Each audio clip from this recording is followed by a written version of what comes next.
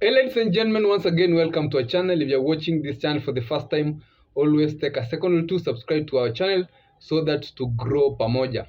So, and for the returning viewer, thank you very much for being part of this channel.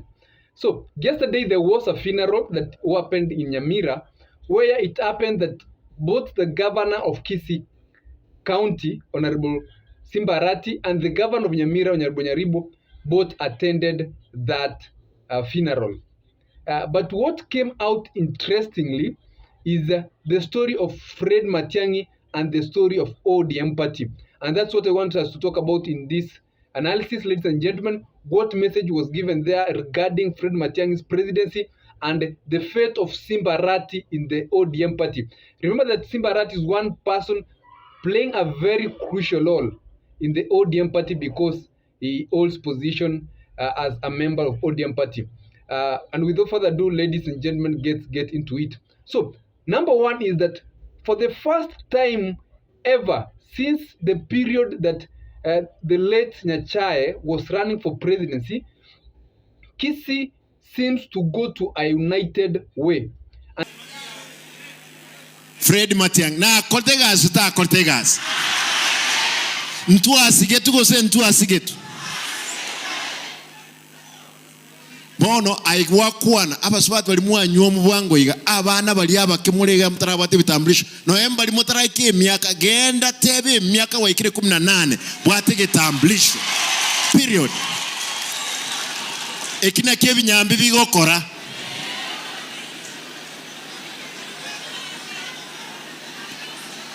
ntoyiwana ine tigangondero soko bonga toyiwana nire I've seen kila mtu ameweka mkono juu totale mnabanta abamo. And the reason behind it is that in the broad-based appointment of positions, Kisii seems to have been left out because these positions were being distributed in a way that they were given to those who are strong or party leaders who are very strong in regions. For example, in Western region and Nyanza region, the person who was being given those positions to allocate to whoever or to propose people was Raila Odinga. You remember that you know very well that Raila Odinga has been very popular in Nyanza, which contains Kisii County, and even in Western region. That's why in the three cabinet positions Raila Odinga got, two went to Nyanza, and he considered one to Western for Oparanya, and yes, there were 4 positions and 1 to the coastal region. But Kisii wasn't given either of those positions. And the Kisii people have been feeling that they are being sidelined from the ODM party because they're out to have been given one position in the broad-based government through Raila Odinga. And that's why Simba Arati, Governor Senator Onyonga, and even now the governor of Nyamira has joined in rallying for a united Gusii region. And they're rallying behind Fred Okengo Matiangi, who ought to run for presidency come 2027. Ladies and gentlemen, further I want to give you what implication this has as to the ODM party. Remember that entire Nyanza region in the 2022 election, Kisii region itself had about 600,000 voters. Those people turned to vote were 600,000. And the other part of Nyanza, that's the Luo Nyanza, had 2.1 million voters who turned to vote. So when you added the Kisii votes and the Nyanza votes that turned out to vote in 2022, those are about 2.7 million votes. Ladies and gentlemen, remember that President Ruto right now is hunting the Raila Odinga strongholds, Kisii being part of it. And if Fred Matiangi is going to run for president from Nyanza, remember that Fred Matiangi comes from Nyanza region, that is going to have a very huge implication because President Ruto, if he is going to be supported with the Raila Odinga stronghold, that's Nyanza, he will have lost the entire of Kisii Gusii region, which consists of Kisii County and Nyamira County. Now that all leaders, in fact, if you are a leader in Kisii Gusii region and if you speak against Matiangi, then the people ground won't receive you very well. It's like the thing that is happening right now in the Mount Kenya region, where you cannot speak bad about Rigathi Gachagua. But for the Gusii region right now, you cannot speak bad about Fred Matiangi. And if you speak, and it seems that now leaders, Kisii leaders, especially those top leaders, now that the Governor Simba Arati yesterday came out, stood and supported Fred Matiangi, Honorable Nyaribo came out, other leaders there, and they rallied that for the first time the Gusii region should go back to what happened when they were supporting Nyachae, where the entire Gusii region supported Nyachae at that time, but Raila Odinga didn't support Nyachae in that election, the Nyachae ran, and Nyachae performed very well because he got a significant number of votes. And for the right now, Kisii region is joining behind Matiangi, and they're even extending arm to Raila Odinga. Leaders are coming out to ask Raila Odinga that Gusii region has supported the Luo Nyanza and the ODM party for a very long time. In 2027, it's time, if Raila Odinga is going to win AU, that ODM strongholds, that's including Luo Nyanza and Western region, should support Fred Matiangi. We'll be seeing how that's going to play out. But also another thing that was is now coming out clear, that at the long last, because Raila Odinga has an higher chance to win AU, because I did an analysis here telling you that President Ruto is doing everything possible within his capacity to ensure that Raila Odinga clinches the AU vote. Remember that if Raila Odinga is going to win the AU vote, there are high chances that ODM is going to form a coalition with UDA. And that coalition is the one that is going to really break down ODM party. For example, Simba Arati will have to leave ODM party and run from a different party. Let's say UPA, or come and join Jubilee, which if it's Jubilee that Matiangi will be running.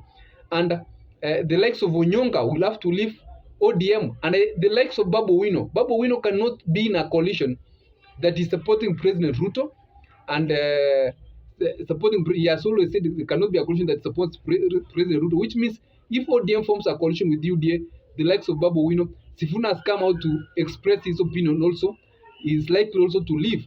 Another reason, like the likes of Babu Wino cannot be in that coalition, they know very well that they cannot be given any significant position. Like Babu Wino has an ambition to run for the Nairobi gubernatorial seat. If ODM forms a coalition with UDA, Babu Wino knows that he cannot get that ticket, because they are the likes of Sakaja, they are the likes of brother to the Wetangula, who have been in ODM and the UDA for a long time. Remember that Sakaja will be going to the second term. They will always consider him rather than Babu Wino, and there are always people who have said that Babu Wino is a young politician. So there are a lot of things that will make these leaders or ODM divide if they form a coalition with UDA. But for the Gusii region, for the first time, it's united. Remember that a lot of people didn't turn out to vote in the 2022 general election. But if Fred Matiangi is going to run for presidency, trust me that the vote from Kisii region, all those people registered in Nyamira County and Kisii County, will turn up to 1 million votes. 1 million vote for Fred Matiangi. And then add the diaspora votes now. Remember that Kisii region has a lot of people from the diaspora part, because you can agree with me that the Kisii people are in every part of this country. If you go to Eldoret, there are Kisiis who live there, who are voting there. You come to Nairobi, there are Kisiis there who live there, voting there. Kitale, Kisiis there, voting there. Even to the far part as the coastal region, there are Kisii who are registered there and who are voting there. So those people, and they have a good number. Even in Nakuru, we have an MP who is a Kisii in Nakuru. We have had Simba Arati in Nairobi being voted by Kisii people. So the Kisii are also well spread, and their numbers can add up to 500,000. If you add that 1 million votes from Kisii and Nyamira County plus the diaspora votes, that's Kisii outside Kisii County and Nyamira County, they form up to 1.5 million votes. So Matiangi will be coming to the table with 1.5 million votes. That's why I've always said that 2027 will be one of the most contagious race, very highly financial race or resource using race, because the competition will be so tight. And the one thing we are still waiting to watch is that if the coalition of Rigathi, Kalonzo, and the likes of Eugene Wamalwa and Matiangi will agree upon a candidate. That is the most important thing. Agree upon a candidate who will be running for presidency, agree upon a candidate who will be going for running mate, and then the other support and their communities agree to support. Ladies and gentlemen, you can now agree with me that this is one of the most difficult thing to do. We have seen Kalonzo Musyoka and Mother Karua during the time that Raila Odinga was picking a running mate. They were very difficult. It was a very difficult choice to make. It took to the last minute. When President Ruto was choosing a running mate between Rigathi Gachagua and Kindiki, it entirely took until the last minute, the morning to the announcement of a running mate. It's when a decision was made to go for Rigathi Gachagua.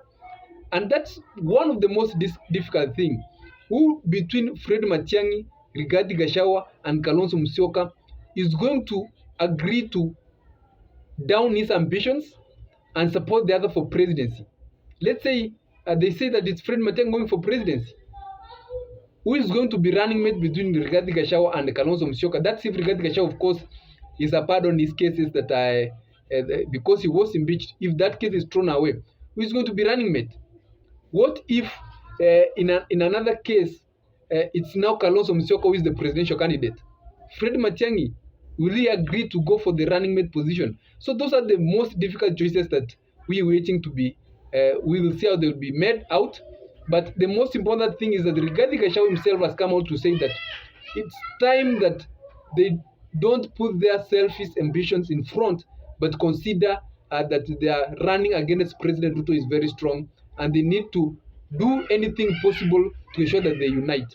Ladies and gentlemen, you can tell me what you think in the comment section about Gusii region, Simba Arati, and the Governor Nyaribo and the Kisii leaders uniting. Will they pull a significant vote for Fred Okengo Matiangi? Will they affect the strongholds of Raila Odinga, because this is what Ruto is hunting? You can have a nice day, ladies and gentlemen, and a nice weekend ahead. Stay safe whenever you are.